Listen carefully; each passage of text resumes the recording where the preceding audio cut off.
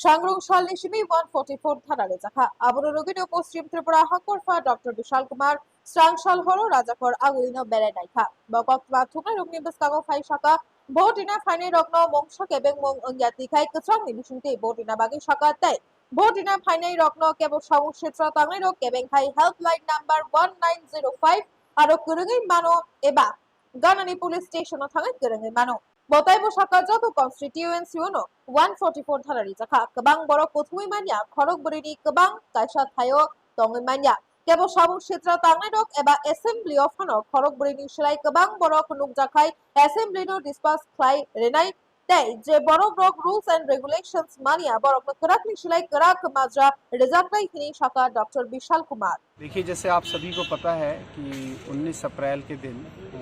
Waste Tripura constituency में voting है,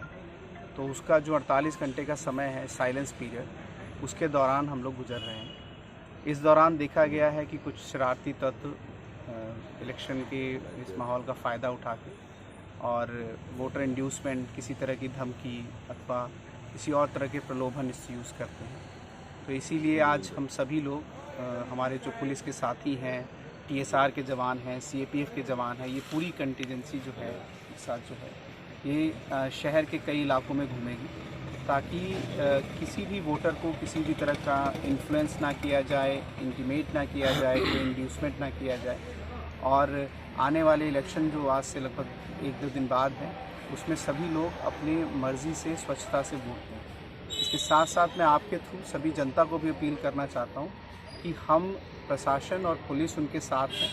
उनको किसी भी तरह के भय और प्रलोभन में आने की ज़रूरत नहीं है। अगर उनको कोई भी कंप्लेन है, हमारा जो कंप्लेन नंबर है 1950, उस पर फ़ोन करें अथवा नियरेस्ट पुलिस स्टेशन पे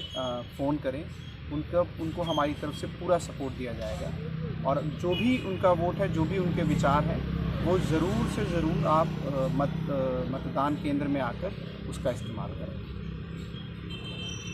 40 घंटे पहले पूरे प्रदेश में, पूरे पार्लियामेंट्री कॉन्स्टिट्यूंसी में धारा 144 लग गई है। इस धारा के अंतर्गत 4 से ज़्यादा लोग किसी भी जगह पे एकत्रित नहीं हो सकते। किसी भी तरह के असेंबली पर पूरी तरीके से रोक है, परंतु देखा गया है कि कुछ जगहों पे 4 से ज़्यादा लोग इकट्ठे हैं अथवा कई जगहों पे इवन असेंबली भी देखी जा रही है। तो हम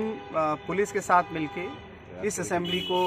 डिस्पर्स कर रहे हैं और अगर कोई इस तरह के रेगुलेशंस को फॉलो नहीं करता है तो उसके खिलाफ कड़ी से कड़ी कार्रवाई की जाएगी। मैं उम्मीद करता हूं कि हमारे जितने भी नागरिक हैं इस पार्लियामेंट्री कॉन्स्टिट्यूंसी में,